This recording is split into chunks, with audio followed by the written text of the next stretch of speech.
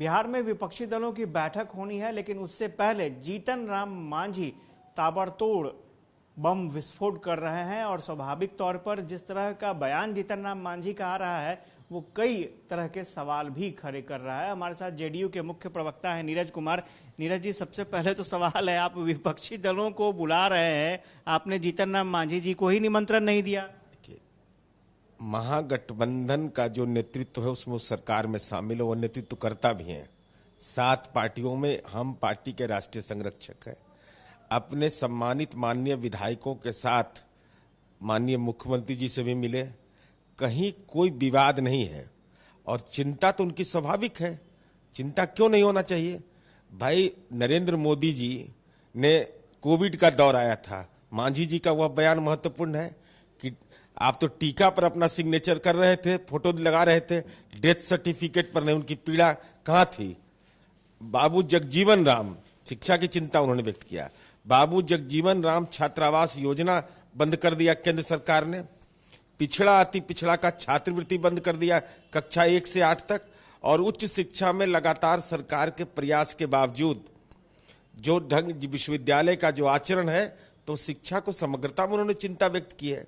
School के बारे में उन्होंने कहा इंस्पेक्शन नहीं होता है, परेशानी होती है।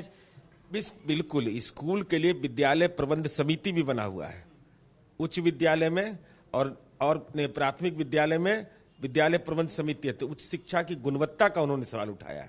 यह स्वाभाविक है। उच्च शिक्षा नहीं, वो तो सीधे शिक्षा की, उच्च शिक्षा की तो बात है, वो शिक्षा की बात कर रहे हैं जो शिक्षा व्यवस्था। बोला समग्रता में उसको देखने की जरूरत है ना। शिक्षा में उच्च शिक्षा भी आता है, विद्यालय शिक्षा भी आता है। तो ऐसे दौर में जब विदेशी विश्वविद्यालय आ रहे हो तो गरीब का बेटा दशरथ मांझी के परिवार का लोग पढ़ पाएगा? वहां कभी नहीं पढ़ पाएगा।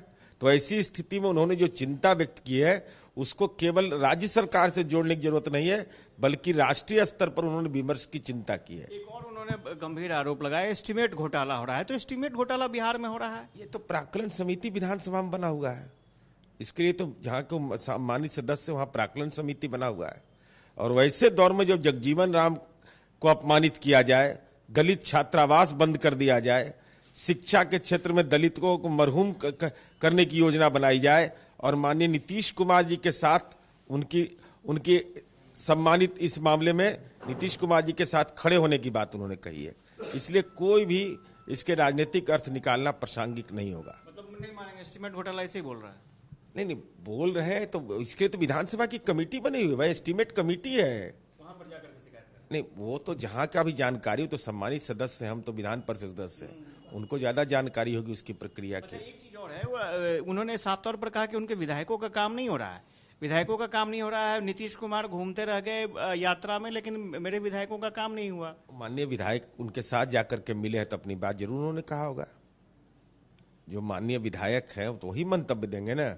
अब उन्होंने अपनी राय व्यक्त की होगी वहां। ये क्यों बोल रहे हैं कि हमको निमंत्रण नहीं दिया गया? निमंत्रण है। अरे भाई, अब इस संबंध में तो राष्ट्रीय नेतृत्व को तय करना है, इसकी जानकारी मुझे है नहीं।